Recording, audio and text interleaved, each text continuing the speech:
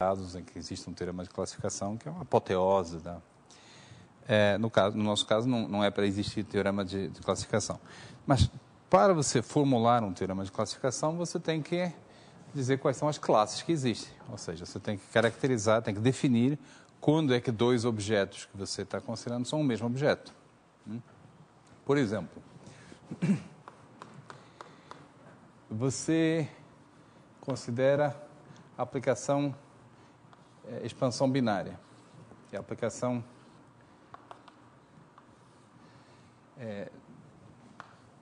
F de 0 em 0,1, cujo gráfico está representado aqui. Esse sistema preserva a medida de Lebesgue.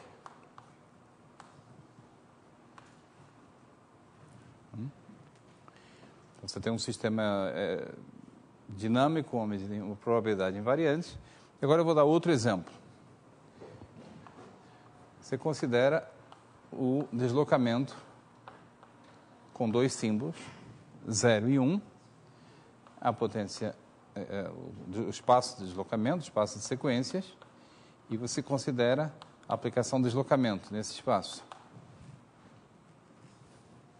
E você chama μ a medida de Bernoulli,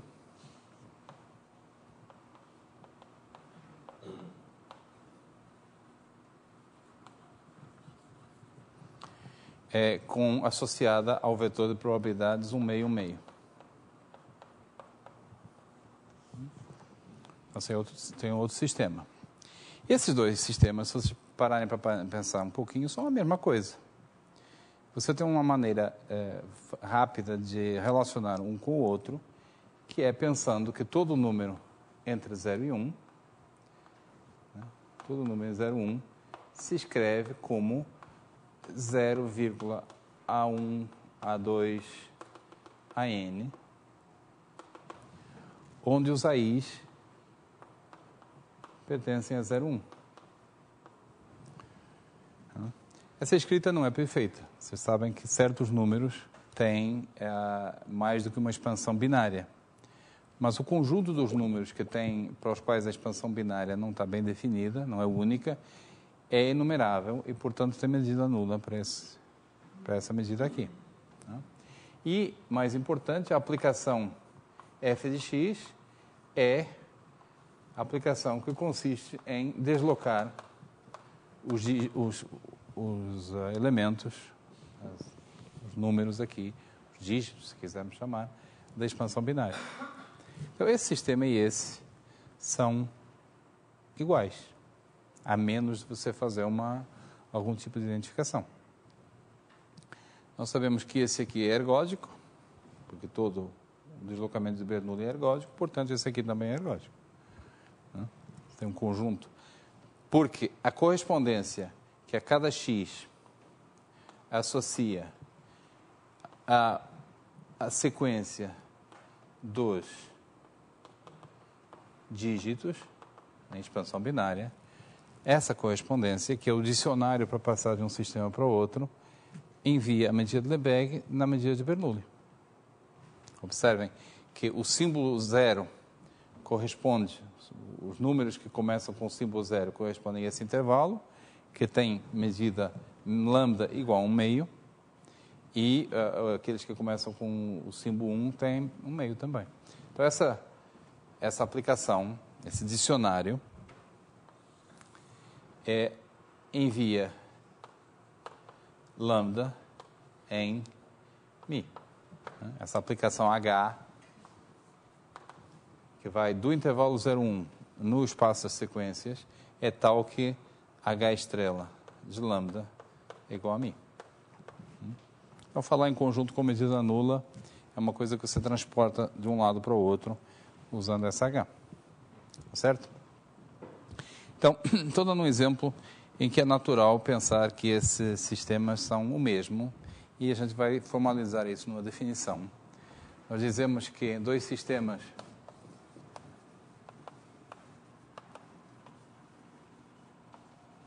são ergodicamente equivalentes, dos sistemas F, μ E F, Mi, F de M em M. E G em I. G de N em N. São ergodicamente equivalentes.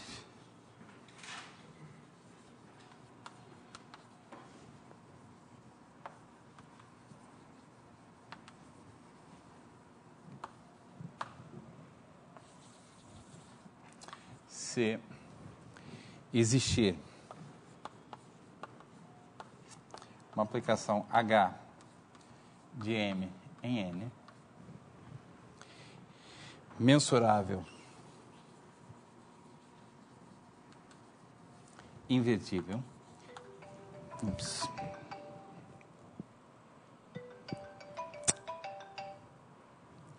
invertível,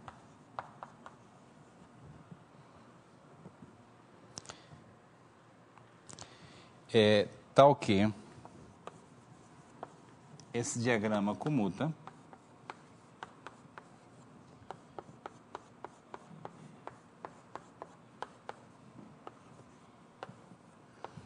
ou seja, essa transformação, esse H, conjuga os dois sistemas dinâmicos.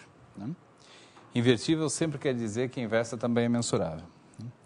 E, então, isso aqui significa que no nível da dinâmica, você tem um dicionário que transporta uma dinâmica para outra, mas você também quer que a medida seja transportada. E H estrela, Mi, igual a Ni.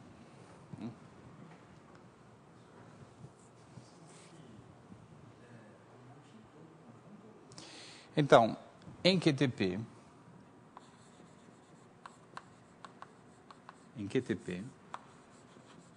e isso aqui também é em QTP.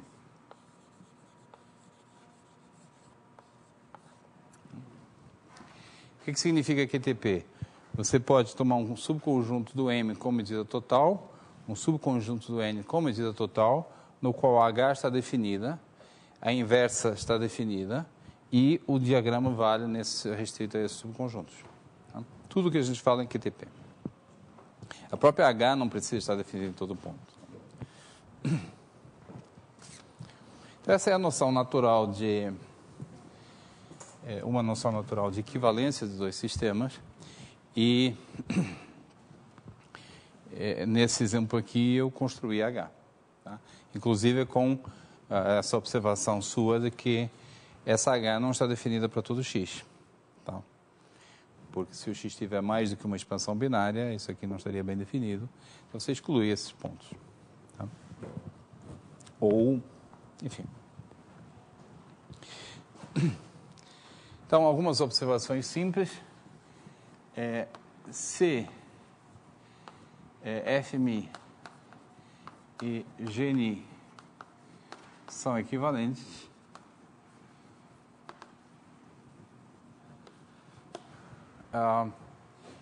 FMI é ergódica, se e somente se GNI é ergódico, e vale o mesmo enunciado para mistura.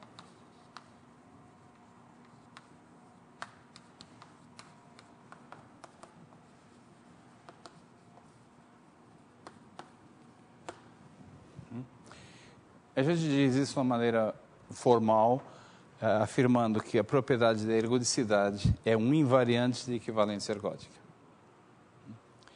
Invariante de equivalência ergódica é qualquer propriedade do sistema que vale automaticamente para o sistema próximo. Essas afirmações não são inteiramente óbvias, tem que pensar 15 segundos para a primeira, 25 para a segunda. Por exemplo, por que a ergodicidade é um invariante de equivalência ergódica? Porque se eu tenho um conjunto invariante da G, a pré-imagem pelo H é um conjunto mensurável, porque H é mensurável, e é invariante pela F, porque esse diagrama comuta. Se o sistema em cima é ergódico, então esse conjunto invariante tem medida Mi igual a 1. Então a imagem dele tem medida Ni igual a 1. Eu acabei de mostrar que se FMI é ergódica, então a GNI é ergódica. Tá? Mesmo um pouquinho mais de reflexão mostra que ser misturador também é uma propriedade invariante por equivalência ergódica. Tá? Uma propriedade que não é invariante por equivalência ergódica é ser unicamente ergódico. Porque, de fato, a propriedade de ser unicamente ergódico não pertence a esse mundo. É uma propriedade da transformação e não da dupla. Tá? Então, você pode ter um sistema que é unicamente ergódico, pode ter FMI, F unicamente ergódica, tá? Com a sua medida Mi, equivalente a outro sistema G, Ni, e nem por isso a G precisa ser unicamente ergódica. Tá certo? É outro tipo de condição.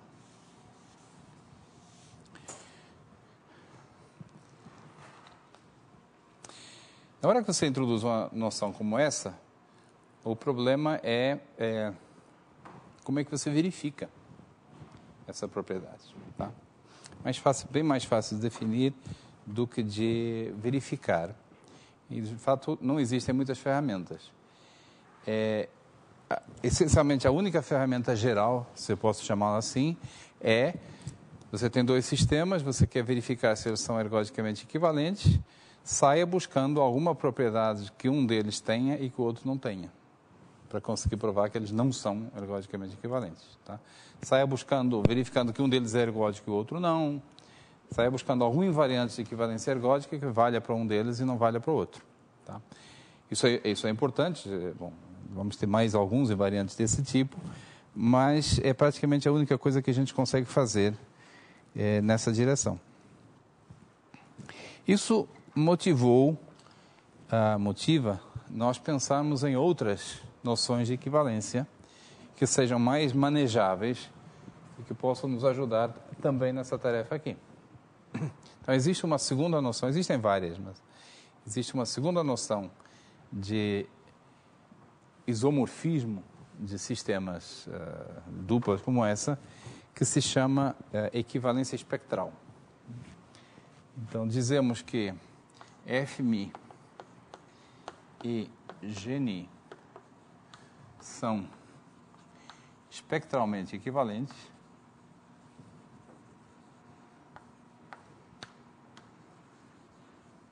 essas denominações não são 100% estabilizadas na literatura. Tá? Tem gente que chama isso de conjugação ergódica, o que pode parecer razoável, mas outros livros chamam conjugação ergódica a outra coisa, que também aparece no livro, mais na frente, uma noção diferente. Então, nós dizemos que F e Mi são espectralmente equivalentes se os respectivos operadores de Koopman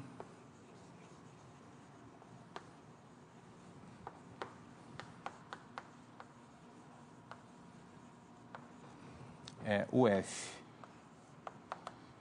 de L, digamos L1, e o G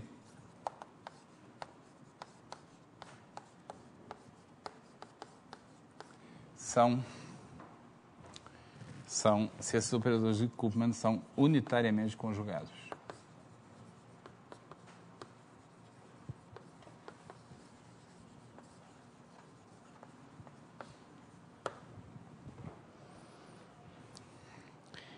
Ou seja, são conjugados por um operador unitário.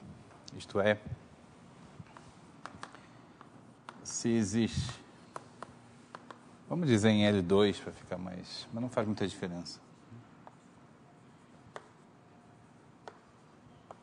Se existe algum H de L2Mi em L2Ni, operador unitário,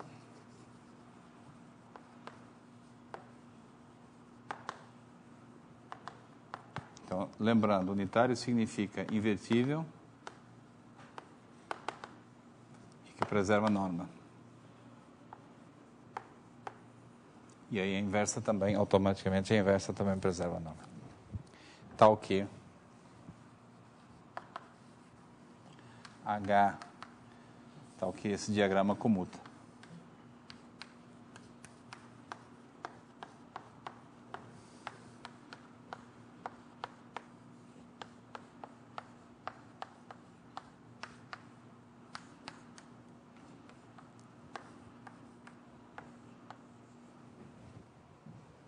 Certo?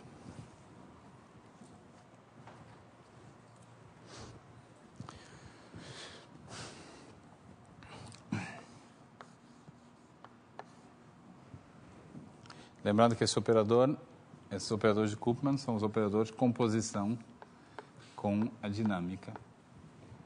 Dessa forma. Tá? Eles mesmos são sempre isometrias, preservam a norma e podem ser ou não invertíveis.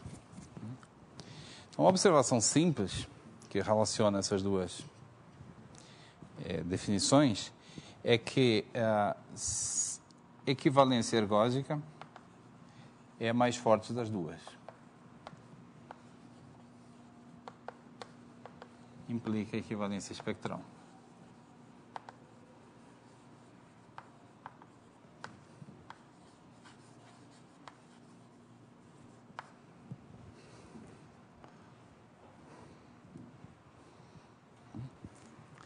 Como é que você verifica isso? Bom, não é difícil de adivinhar. Se você tem uma equivalência ergódica, ou seja, tem uma aplicação H que vai de M em N, né, que envia a medida μ na medida Ni, você pode definir uma aplicação de L2 de μ em L2 de Ni, tomando H igual a U de H.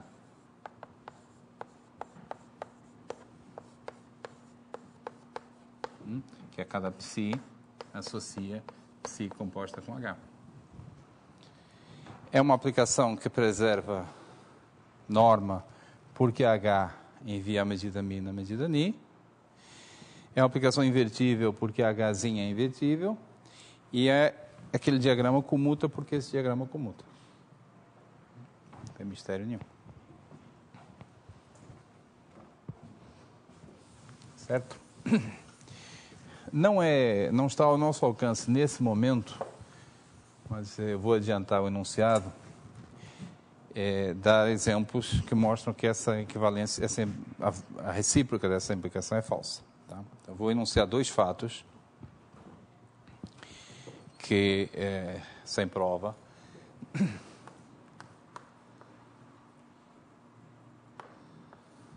todos os deslocamentos de Bernoulli são espectralmente equivalentes.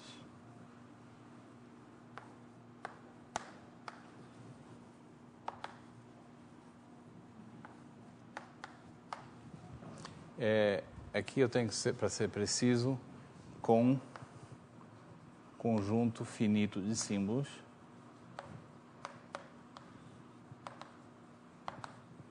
finito ou enumerável, não faz diferença.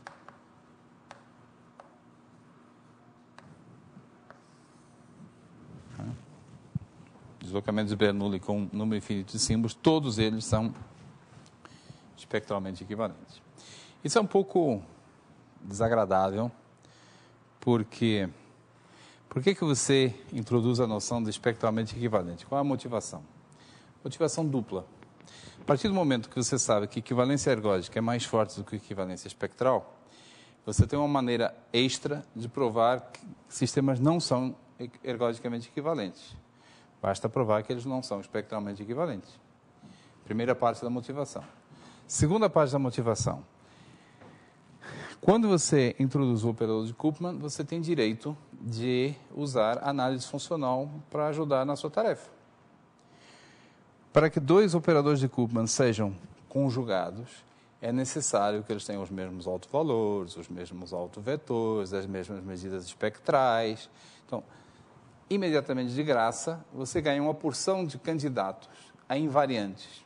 São invariantes de equivalência espectral. Uma porção de invariantes que você pode usar para decidir Tá? É por isso que essa noção é mais fácil do que essa. E se você for capaz, de alguma forma, de descobrir que esse e esse têm alguma propriedade de tipo espectral diferente, você resolveu o problema do isomorfismo nesse caso. Tá? De certa forma, é mais fácil provar que sistemas não são equivalentes, porque basta encontrar uma propriedade que diferencie. Por outro lado, provar que eles são equivalentes também não é tão difícil, basta encontrar uma H que conjugue. Né? O problema sempre é provar que não existe nenhuma H. E nesse sentido você tem, então, esses vários instrumentos aí que você pode usar. Daqui a pouco eu vou ser um pouquinho mais concreto, mas essa é a ideologia por trás. Agora, esse teorema aí mostra que no caso dos deslocamentos de Bernoulli, isso não vai ajudar. Tá? No nível espectral, eles são todos equivalentes. De fato, o teorema é até mais geral. O texto que está no livro é até mais geral do que isso. E, em particular, inclui todos os deslocamentos de Markov também, é bem mais geral. Existe uma classe de sistemas chamados sistemas com espectro de Lebesgue, que inclui os deslocamentos de Bernoulli, mas é muito maior. E o teorema é que todos os sistemas com espectro de Lebesgue enumerável são espectralmente equivalentes. Então, esse teorema pode parecer bom, mas é ruim. Né? Ele diz que tem limites sérios para o que essa noção pode fazer para você. Então, me adiantando um pouquinho em relação ao próximo tema, só porque vem a propósito, isso aqui conduziu à tentativa de encontrar invariantes de equivalência ergódica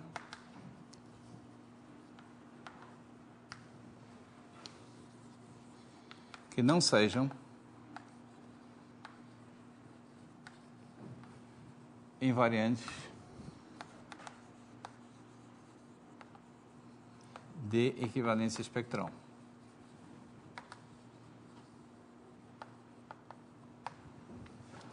Até meados do século XX não existia nenhum objeto como esse.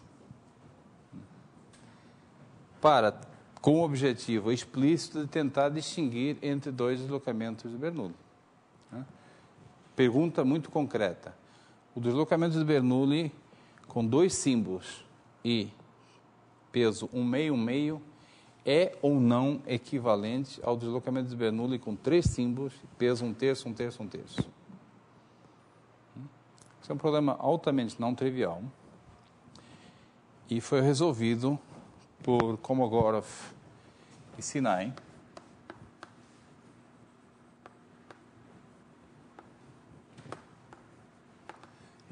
Como eu falei, estou me adiantando em relação ao nosso próximo tema, só para aproveitar para fazer a conexão.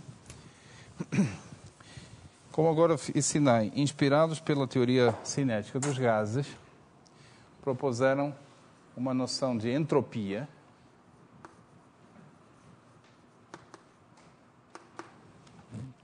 A entropia é um número real não negativo.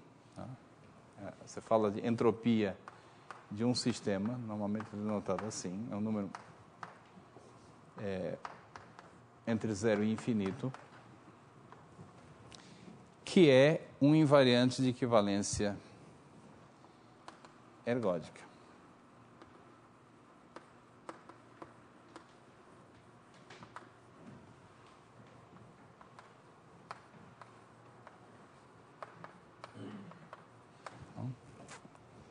E é um cálculo simples que a gente vai fazer, que a entropia do deslocamento com dois símbolos, pesos 1/2, 1/2, é igual a log 2, estou usando uma notação aqui ad hoc, só para escrever, enquanto que a entropia do deslocamento do shift com três símbolos é log 3. Certo? Como esse invariante toma valor diferente aqui e aqui, isso mostra que esses dois deslocamentos não são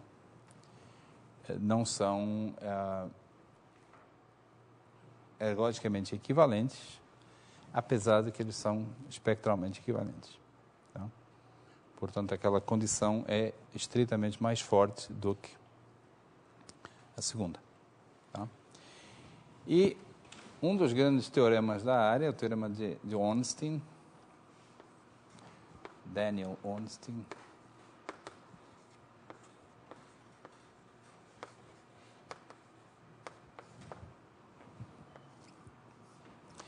Diz que dois deslocamentos de Bernoulli são equivalentes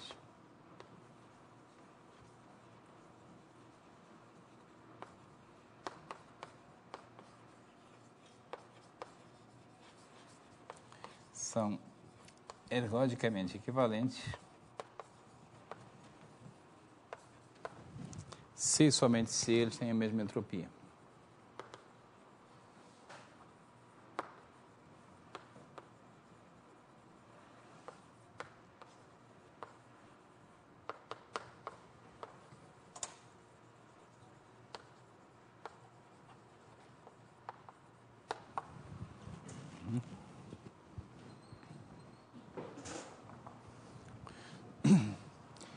Então, no caso, nesse mundo aqui, no mundo dos deslocamentos de Bernoulli, nós temos uma situação fantástica. Isso é um teorema difícil, realmente difícil. Tem uma situação muito satisfatória, que é que a gente tem um conjunto completo de invariantes, que permite separar perfeitamente quando é que dois sistemas são equivalentes ou não, que é a entropia. Tá? Ok. Mas eu vou voltar aqui à equivalência espectral para falar um pouco sobre... Meio que eu fui na direção negativa, né? Apresentei a noção de equivalência espectral e mostrei logo as suas fraquezas. Ela não consegue distinguir entre deslocamentos. Vamos falar um pouco das suas forças, porque essa é uma noção importante. Primeiro, é claro que nós temos uma noção de invariante de equivalência espectral. E eu quero enfatizar que tudo que a gente já apresentou até agora é invariante de equivalência espectral. Ou seja, essa observação aqui é uma versão forte dessa. Se FMI e GNI são espectralmente equivalentes,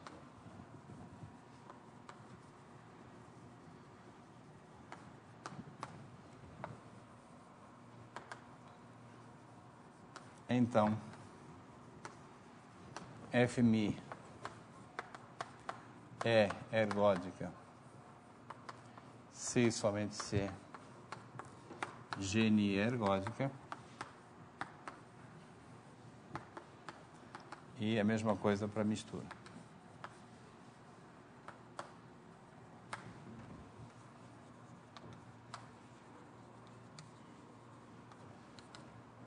Certo?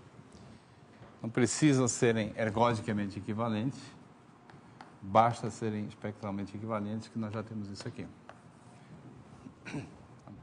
Ergodicidade e mistura são invariantes de equivalência espectral. Como é que a gente vê isso? Basta pegar qualquer uma das caracterizações que nós demos de ergodicidade ou de mistura, que só envolve o operador de Koopman. Por exemplo, a ergodicidade, FMI é ergódica, se e somente se. Uma das muitas caracterizações de ergodicidade é que as únicas funções invariantes são as funções constantes. Então, se e somente se, o conjunto das funções tais que o f da função é igual à própria função, que é o que significa ser invariante, ou seja, o núcleo de uf menos a identidade, ou em outras palavras, o autoespaço associado ao autovalor 1, consiste só das constantes. Ou seja, se somente se ele tem dimensão 1. Eu fui meio rápido, mas não disse nenhuma novidade nessa linha, só traduzi. Tá? Esse núcleo é o conjunto das funções φ, tais que φ composto com f igual a φ, em QTP. Isso é o autoespaço o autoespaço associado ao alto valor 1. Ergodicidade significa dizer que ele só contém as funções constantes, o que significa dizer que ele tem dimensão 1. É claro que se você tem outro operador, outro sistema com um operador de Koopman que é conjugado a esse, a conjugação envia autoespaços em autoespaços, portanto, isso continua valendo. Tá? Mesma coisa para a mistura, tem que pensar um pouquinho mais, mas todas essas propriedades podem ser formuladas de um jeito que só envolve o operador de Koopman e que é claramente invariante por conjugação.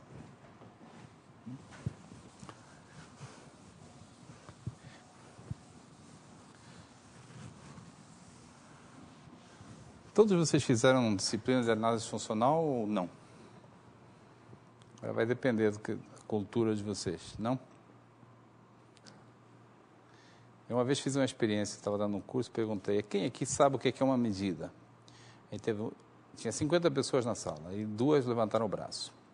Eu perguntei, e aí, quem não sabe o que é uma medida? Aí 4 levantaram o braço. Então, eu não vou tentar fazer essa pesquisa aqui. Quem que fez análise funcional? Quem que não fez? Vou presumir que vocês não fizeram análise funcional.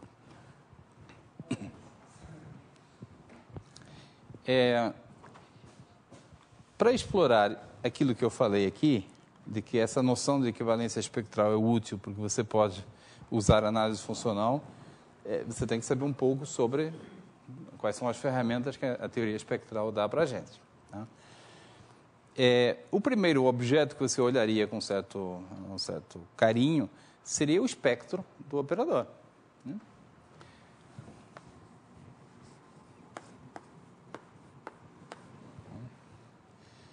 É natural. Se você conseguir encontrar 2 operadores que têm espectros diferentes, isso permitiria separar esses 2 sistemas. Bom, primeira coisa, esses operadores são isometrias, né? Então, esses espectros estão sempre contidos no círculo unitário, no bordo do disco unitário, que é, então, o conjunto dos z's, tais que o valor absoluto de z é igual a 1. Tá? E resulta, que é um pouco surpreendente, um pouco decepcionante, resulta que esse objeto é de pouquíssima utilidade para o que a gente quer. Tem um exercício no livro, fácil, que diz que, essencialmente, em todos os casos, esse espectro é igual ao círculo unitário. Então, ele mesmo precisa pedir ergodicidade e que não seja reduzido a um único ponto, algo assim. Na maior parte dos casos, interessante, o espectro é o bordo, é o círculo unitário e, portanto, não separa. Então, o que pode separar esses operadores? Existe um objeto muito mais fino do que o espectro, que é a medida espectral. A medida espectral é uma medida que vive no espectro, uma medida que dá peso total ao espectro, que tem um significado muito concreto no teorema espectral de operadores autoadjuntos, etc. Como eu não quero presumir que vocês já estudaram o teorema espectral nesse nível aí, todo mundo conhece o teorema espectral da álgebra linear, em dimensão finita, que diz o quê?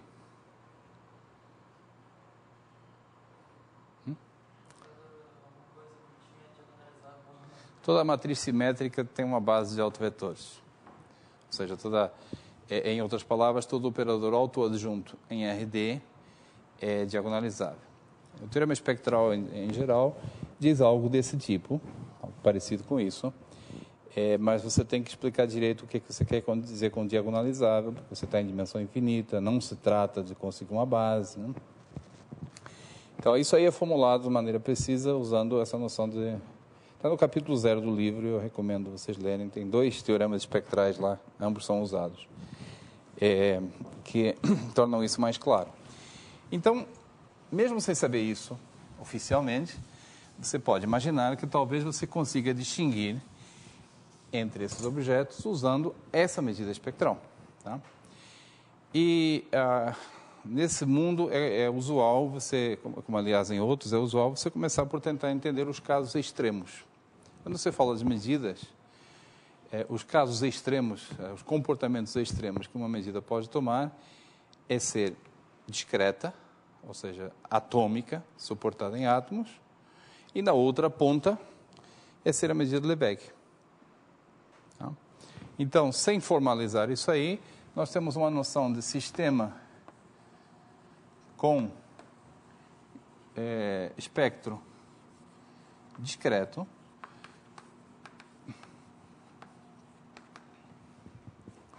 E aí eu vou dizer exatamente o que é. É que dizemos que FMI é um sistema com espectro discreto. Por definição, significa que L2 de Mi admite base de Hilbert formada por autovetores do operador de Koopman.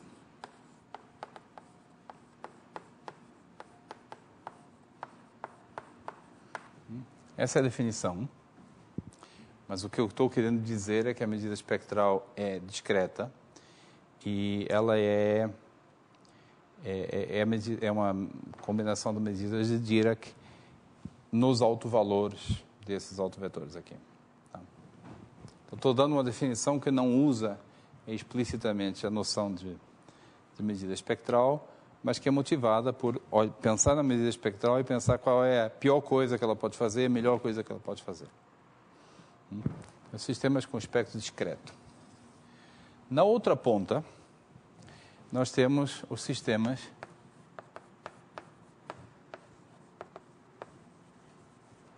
com espectro.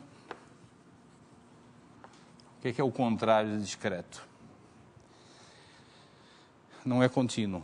Porque nesse negócio aqui não é contínuo, porque medida contínua significa medida que não tem átomos. Mas há melhor do que isso, há a medida de Lebesgue, medida absolutamente contínua. Então a gente simplesmente diz com o espectro de Lebesgue.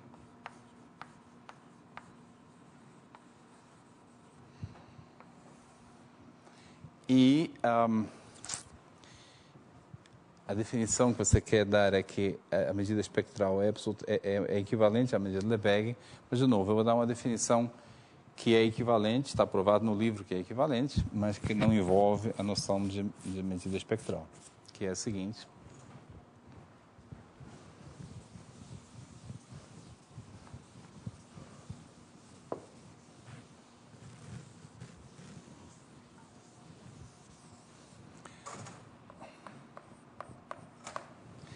Existe um subespaço do L2Mi, tá o quê?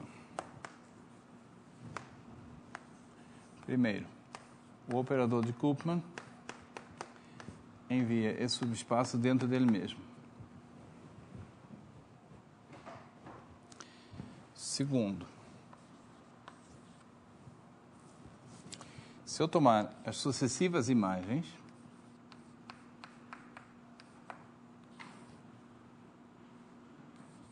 e intersetar,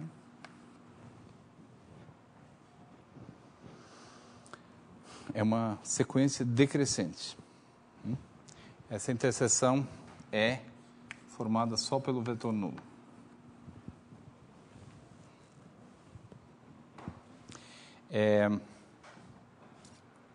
Então, para ser correto, eu quero o seguinte, quero tomar um subespaço do espaço das funções em L2 com integral igual a zero. Então, L0, 2 de Mi é o conjunto das funções φ em L2, tais que a integral de φ de Mi é igual a zero. Essencialmente, eu quero me livrar das constantes, que eu tenho um papel muito particular nesse jogo. Então, tomando um complementar às constantes. E, finalmente, terceira condição, se eu tomar as pré-imagens desse E e tomar a união, agora é uma sequência crescente, quando você vai tomando pré-imagem vai ficando cada vez maior, isso aqui gera o espaço todo.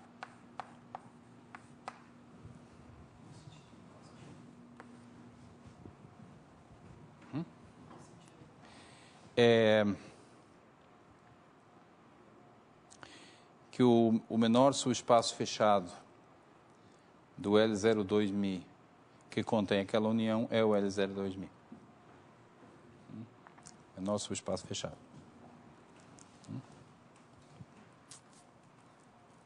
Certo? Esse conjunto de três condições tem a vantagem de serem condições que você pode trabalhar com elas. Eu vou logo explicar por que é que todo o deslocamento de Bernoulli tem espectro de Lebesgue. Eu quero dar alguns exemplos que deem para vocês um sabor do que significa ter o espectro discreto em termos do sistema e o que significa ter espectro de Lebesgue. Todo o deslocamento de Bernoulli, e, aliás, todo o deslocamento de Markov também, tem espectro de Lebesgue.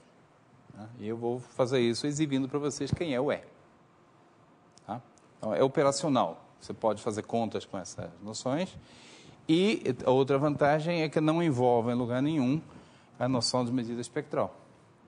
Mas no texto está explicado porque que se somente se você ter medida espectral equivalente a Lebesgue, não é trivial não, essa associação.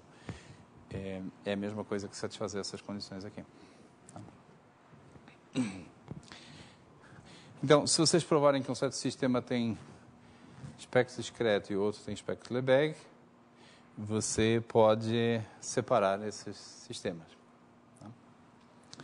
Além disso, tem uma proposição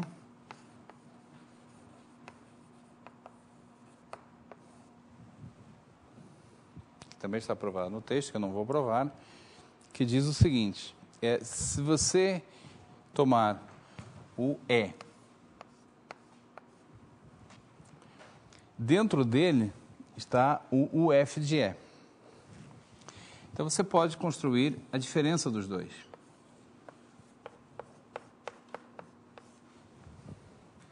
Tá? Isso aqui significa complementar ortogonal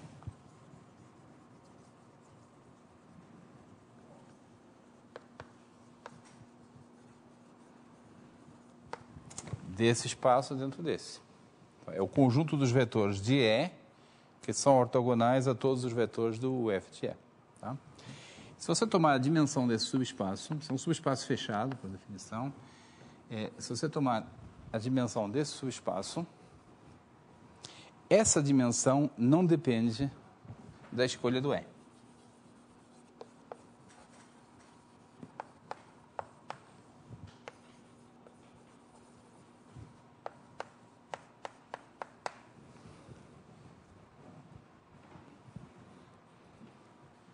E também é óbvio que essa dimensão, se você substituir o operador de Koopman, o F, por outro operador de Koopman conjugado, a dimensão é a mesma. Portanto, essa dimensão é um invariante de conjugação de equivalência espectral. Tá? Essa dimensão é chamada o posto do operador, ou o posto do sistema. A propósito, isso aqui não é teoria ergódica, isso é pura análise funcional. A única coisa de teoria ergódica que tem aqui é essa letrinha F. Se vocês apagarem o F e pensarem no U como sendo apenas uma isometria de um espaço de Hilbert, vocês têm toda a teoria. Você pode falar de operador com espectro discreto, operador com espectro de Lebesgue, posto de um operador. Essa dimensão é chamada o posto. É o posto do sistema FMI, ou, se preferirem, o posto do respectivo operador de Koopman. Tá? E a teoria é totalmente abstrata. Tá certo? Então, agora eu posso dizer para vocês qual é o verdadeiro enunciado desse teorema. Todo sistema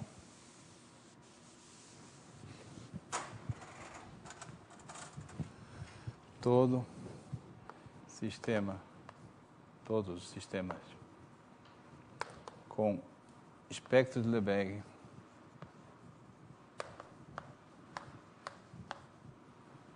e posto enumerável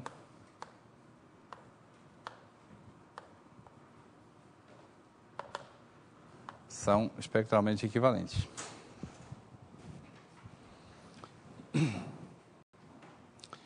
Então, agora eu vou tentar, o que eu quero fazer em seguida é explicar por que é que todo o deslocamento de Bernoulli com finitos símbolos ou até infinitos inumeráveis é um sistema com espectro de Lebesgue posto enumerável.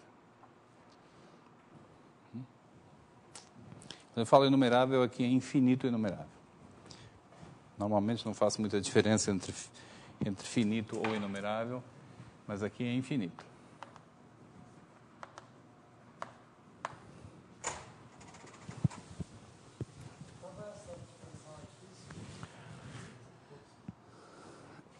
A existência do posto tá feito no livro. Não é trivial, não.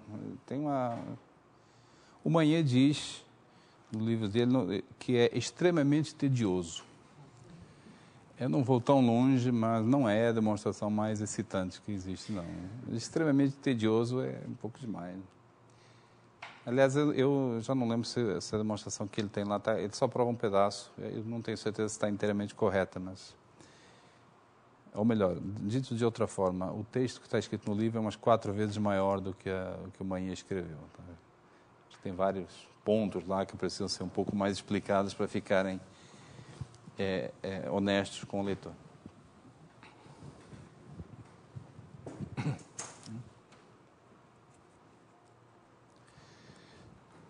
Bom, então, exemplos.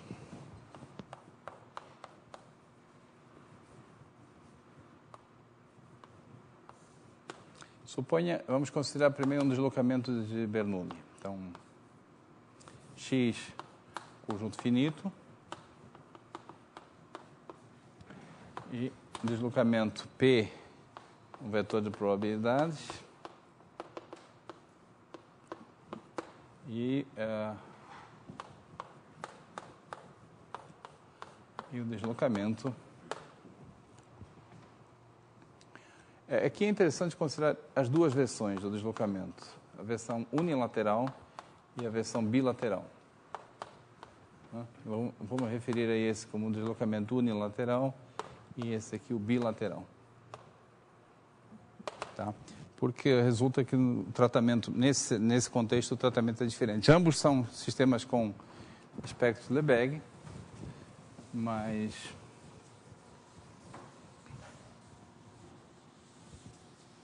o caso unilateral é bem mais rápido de tratar. Tá? Então, no caso unilateral, o que é que eu faço?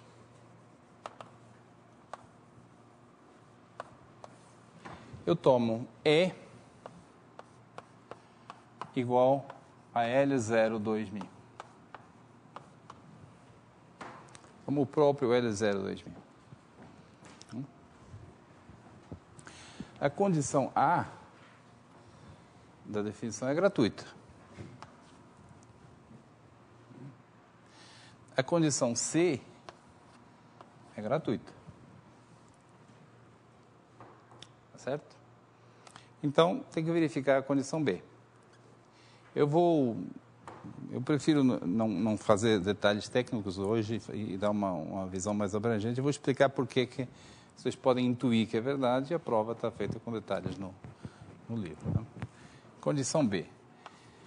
O mais importante da condição B é entender o que ela quer dizer. O que significa φ pertence a UFN de E. Vamos começar com o caso N igual a 1, para entender. No caso, o sigma, né? Acho que eu posso convencer vocês de que o enunciado é razoável e depois eu tenho que fazer uma prova. O que significa isso? Olha só, isso aqui é o conjunto das funções da forma psi composta com sigma, onde psi está em L02.000. É isso que significa. Então, você toma uma função psi e você toma a composição com o sigma. Então, vamos pensar. Você tem uma sequência formada pelos símbolos A0, A1, AN, etc. E você está tomando funções que são construídas da seguinte forma. Primeiro você aplica o sigma, Então, vai em A1, AN, etc. E em seguida você calcula o psi disso.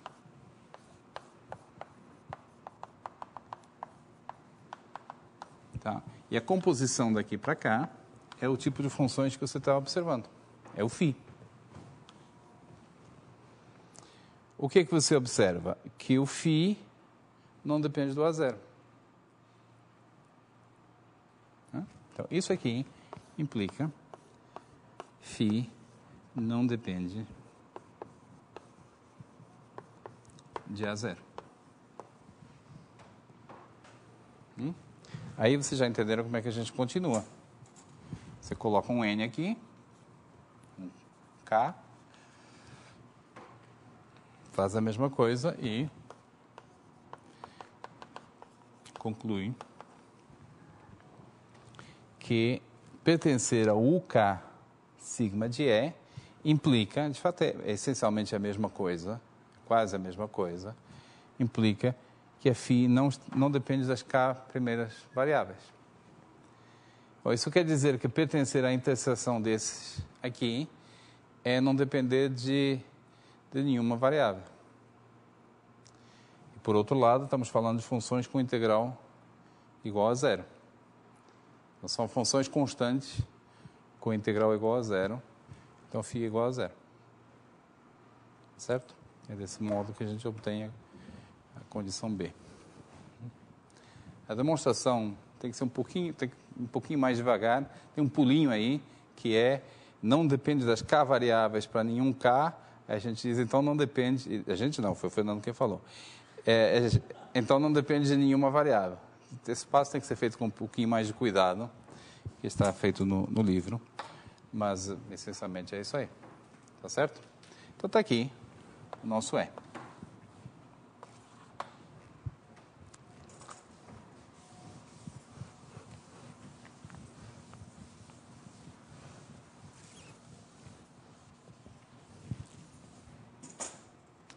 Agora vamos passar ao caso bilateral.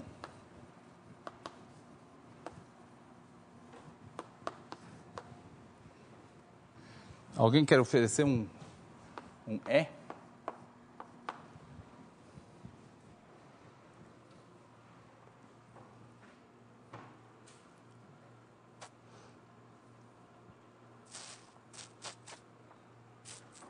Eu vou oferecer. Vou oferecer o mesmo.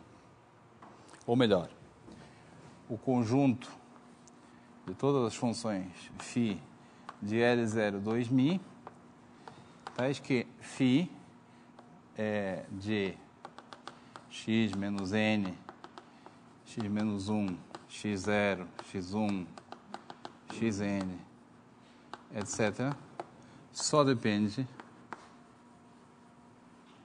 de x0, x1, xn, etc. Ou seja, o conjunto das funções que são definidas no shift bilateral, no deslocamento bilateral, mas só dependem da parte positiva.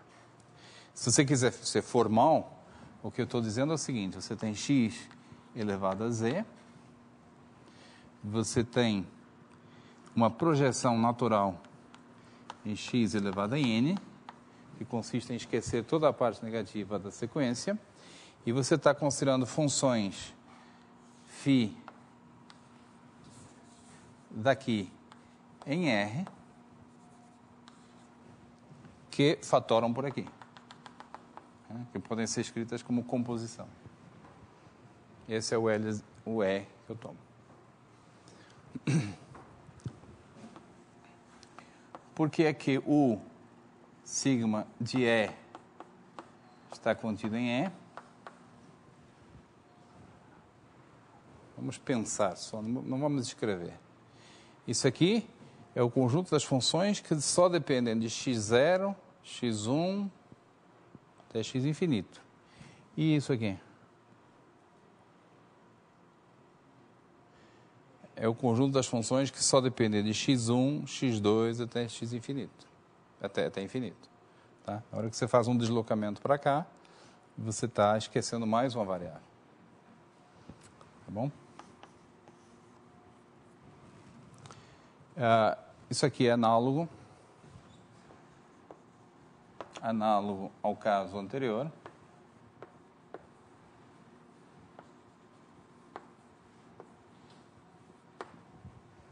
Você está tomando o K sigma de E, são as funções que só dependem do AK em diante. Portanto, a interseção vai dar o zero. E esse aqui tem que trabalhar um pouquinho. Enfim, tem que trabalhar, não dá. É o mais chatinho de todos. Essencialmente é o seguinte: o que significa φ pertence a U menos K sigma de E? Vamos ver se vocês sabem essa aqui. São as funções que só dependem das coordenadas de menos K até lá. À medida que você vai tomando cada vez mais Ks, você aproxima qualquer função. Tá? Essa é a ideia. E os épsilons e deltas estão feitos no livro. Φ de x menos K. Certo. Tá bom? Qual é o oposto desses sistemas com espectro de Lebesgue?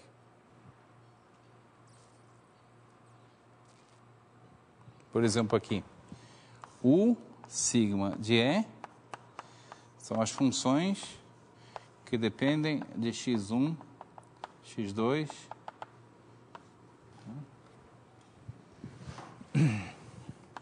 Enquanto que o E são as funções que dependem de todas as variáveis.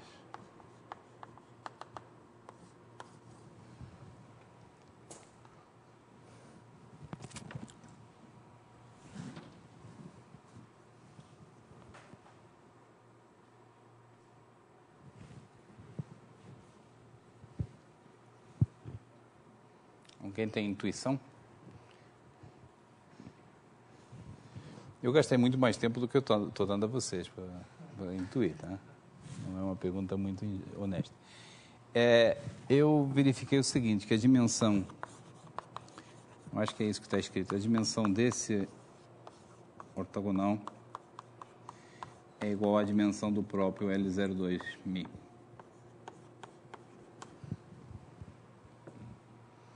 Então, primeira observação, a menos que o sistema seja muito trivial, essa dimensão é infinita. E quando o deslocamento tem finitos símbolos, esse espaço de Hilbert que aparece aqui tem dimensão enumerável. Isso aqui é igual a enumerável.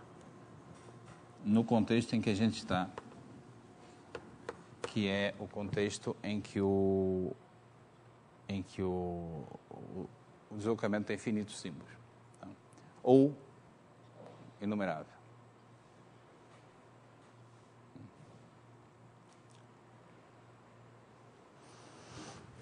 Então, todo o deslocamento de Bernoulli é sistema de Lebesgue, tem espectro de Lebesgue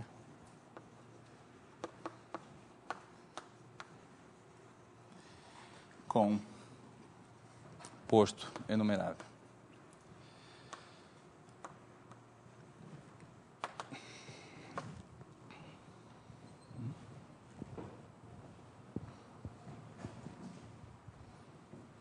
Bom,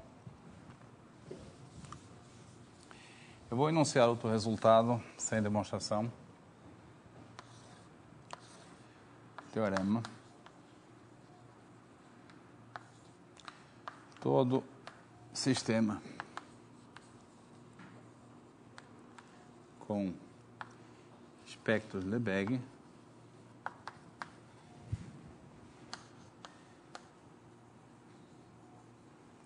é misturador.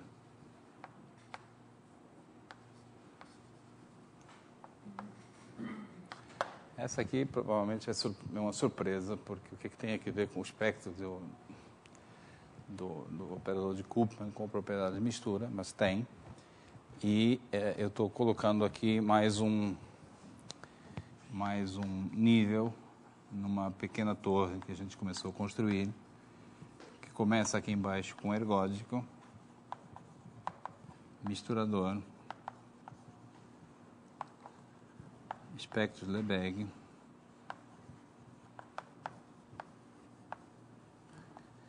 com relações de inclusão assim.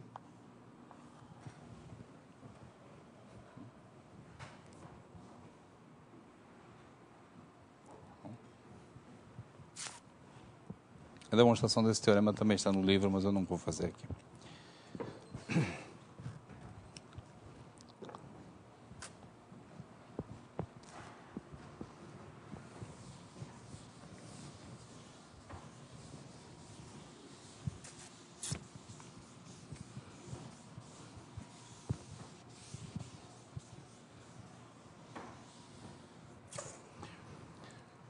Vamos aproveitar esses 15 minutos para olhar a outra ponta do leque de comportamentos. Vamos pensar numa rotação em S1.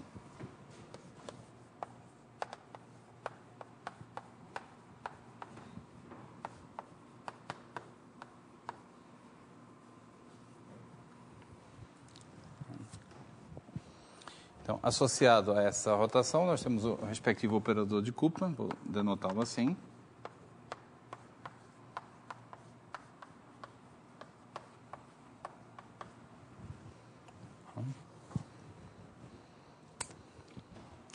E esse espaço L2 de S1, nós sabemos desde Fourier que é um espaço de Hilbert e conhecemos até uma base Hilbert desse espaço, que é a base de Fourier. A base formada pelas funções φk de x igual a e elevado a 2πk x, k número inteiro, é uma base Hilbert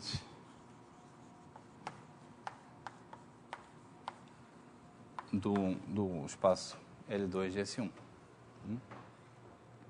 E o que acontece quando nós aplicamos o operador Uθ ao... Vamos pensar que θ é irracional, embora não sei se eu vou realmente usar isso. Não vou usar, mas não imediatamente. O que é igual Uθ de φk de x? Como é que age o operador de Koopman sobre os elementos dessa base do espaço? Bom, isso aqui então é calculado em x, é φk da rotação aplicada no x, ou seja, x mais θ, certo? Ou seja, é e a 2πk x mais θ, não é? Que pode ser escrito como e a 2πk θ vezes o próprio φk.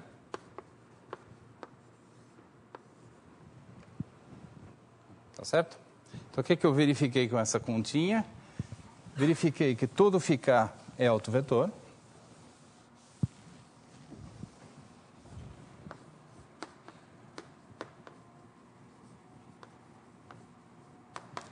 Com autovalor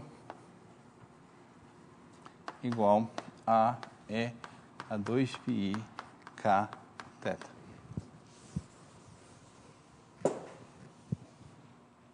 Duas conclusões aqui. A primeira conclusão implica que R tem espectro discreto.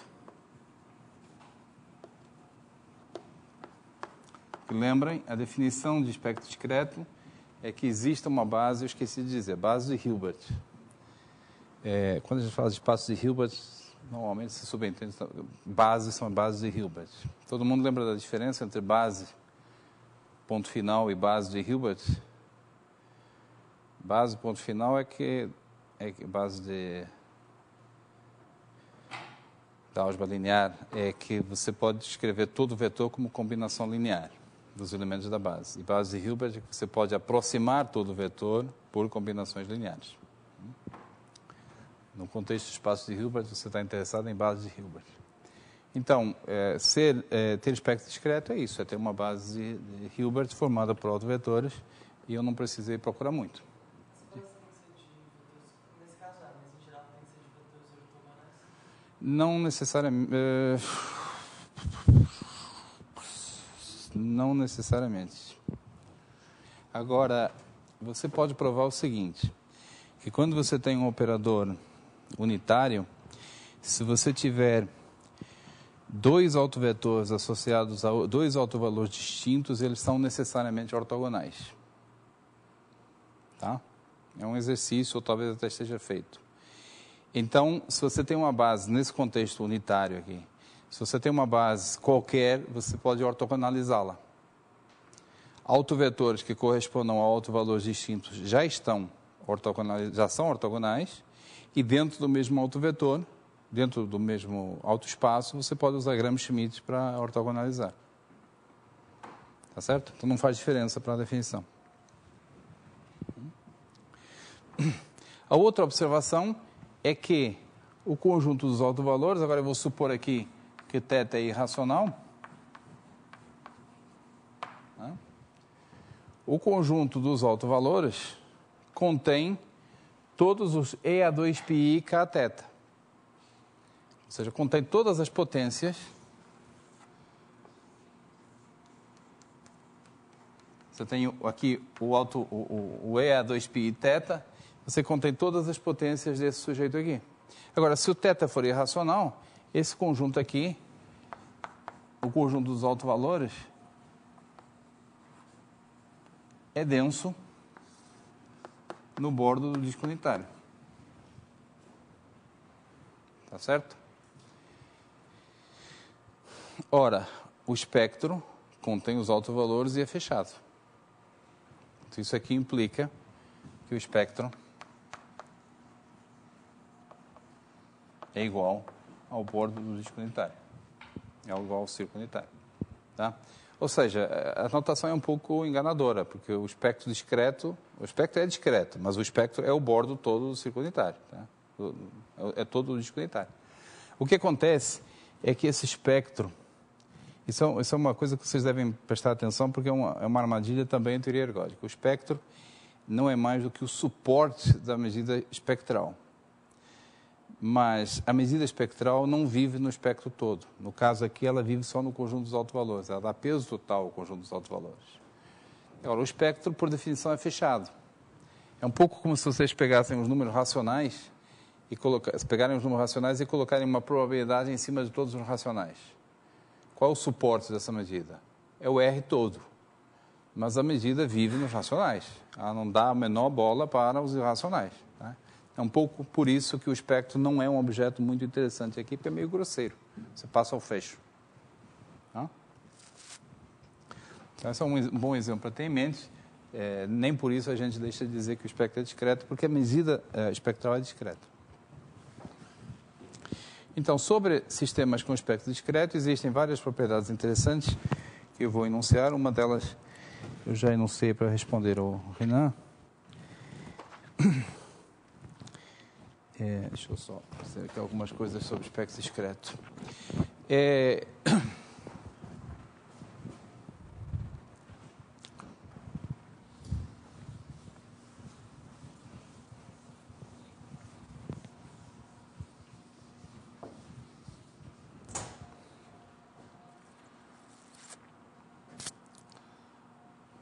Então, primeira proposição, que eu já enunciei, isso é geral, não tem a ver com espectro discreto. Se o F de φ1 igual a lambda 1 φ1 e o F de φ2 igual a lambda 2 φ2 e lambda 1 é diferente de lambda 2, então φ1 é ortogonal a φ2.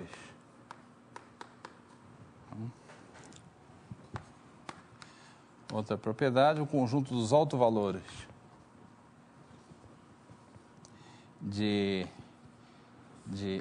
do operador de Koopman é um grupo.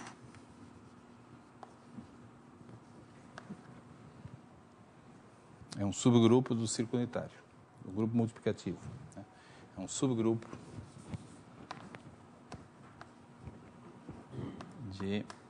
do bordo.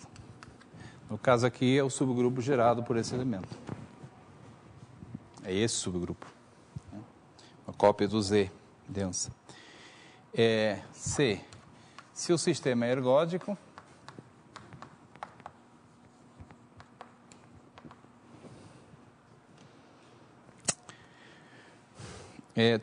todo autovalor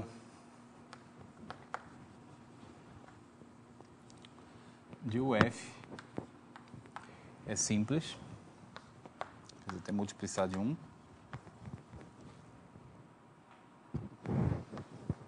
E toda autofunção φ satisfaz que o seu módulo é igual a constante.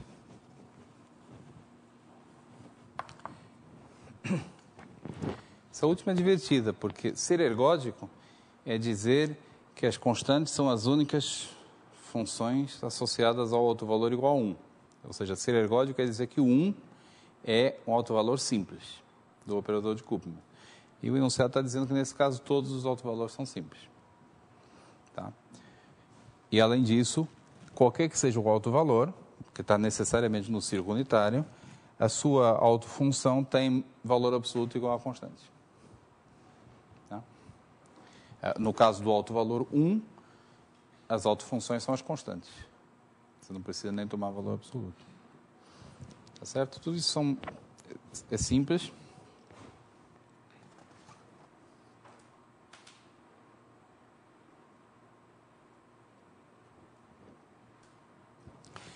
Um enunciado um pouco mais interessante é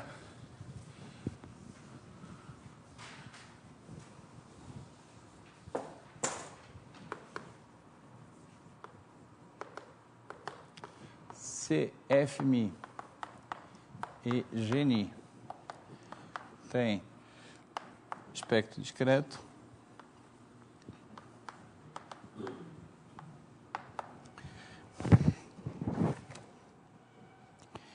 então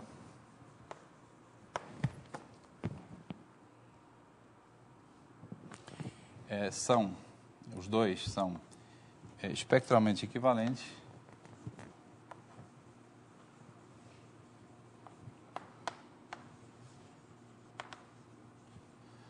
C, somente C, tem os mesmos autovalores.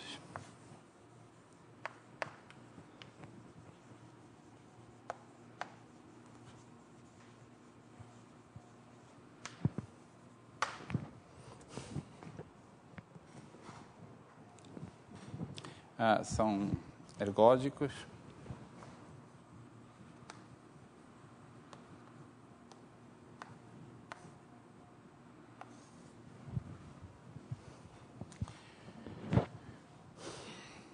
Por que isso aqui é muito plausível? Se são ergódicos, então os autovalores são simples. Tá? Então, vocês têm dois operadores, cada um deles, os seus autovalores têm multiplicidade de 1. E os autovalores são iguais. Tem dois operadores, Koopman daqui, Koopman dali, cada um deles com o espectro, é o mesmo espectro formado pelos mesmos autovalores, cada um deles simples. Como é que você define uma conjugação entre os dois? Bom, por hipótese, esse aqui admite uma base de autovetores. Por hipótese, o outro também admite uma base de autovetores. Você pega o autovetor daqui correspondente a um certo autovalor e envia no autovetor dali correspondente ao mesmo autovalor e acabou a definição da conjugação. Isso, aliás, é a prova que está aqui. Isso tem um corolário interessante, que é se Fmi é ergódico e invertível com espectro discreto,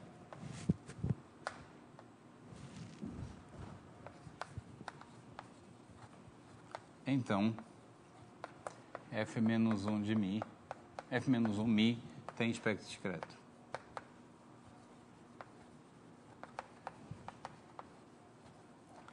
E os dois são espectralmente equivalentes.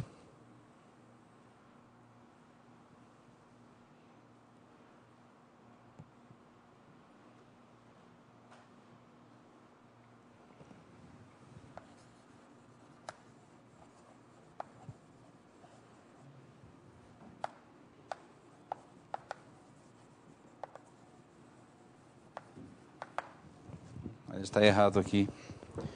No livro está dito que são ergodicamente equivalentes. Não são. Espectralmente equivalentes.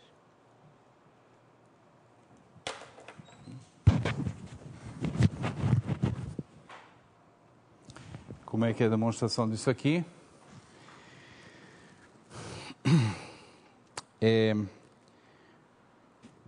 Os autovalores do operador de Koopman de f e de f a menos 1 estão relacionados de maneira simples, porque os dois operadores são inversos um do outro.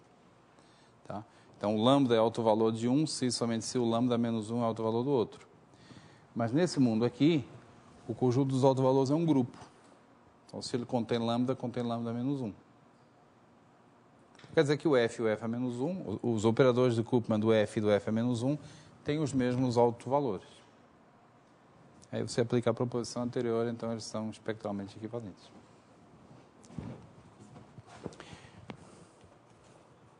E aí eu vou deixar, já chegamos ao fim, vou deixar um desafio para vocês, se vocês quiserem encarar o desafio, não podem olhar a página 249, tá? A página 249 está feito, está respondido. É um desafio no seguinte sentido, quando eu estava escrevendo essa parte aí, eu mesmo coloquei a pergunta que eu nunca tinha me colocado, não? E é uma pergunta muito básica, que todos nós deveríamos nos colocar bem cedo.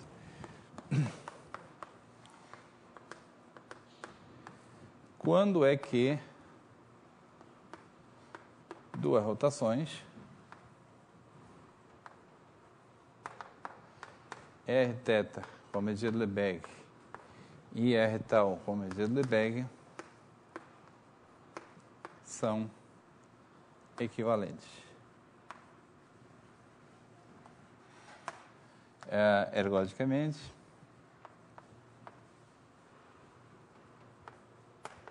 espectralmente.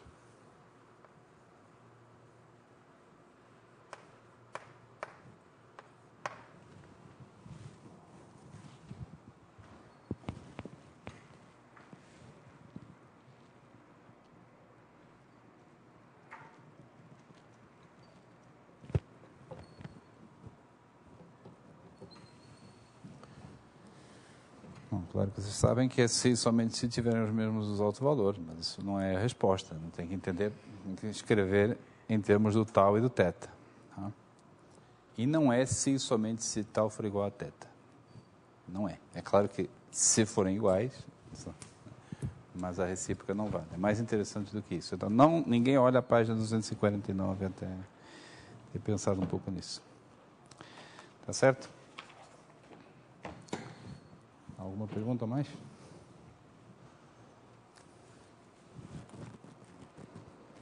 Eu espero ainda ter tempo, quando a gente falar de entropia, de colocar mais alguns andares naquela torrezinha lá. O próximo tópico será a entropia.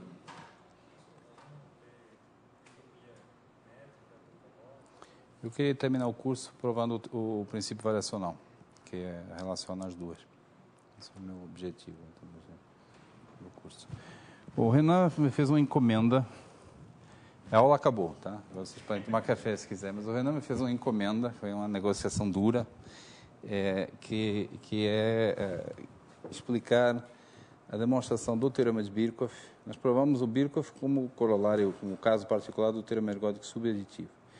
Mas seria olhar a demonstração do teorema de Birkhoff direto, porque eu fiquei fazendo aquela propaganda de que é uma demonstração transparente e tal.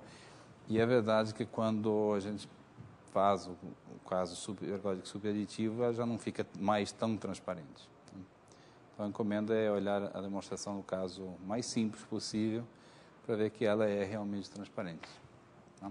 Então, quem quiser tomar café, é hora de sair. Quem quiser escutar...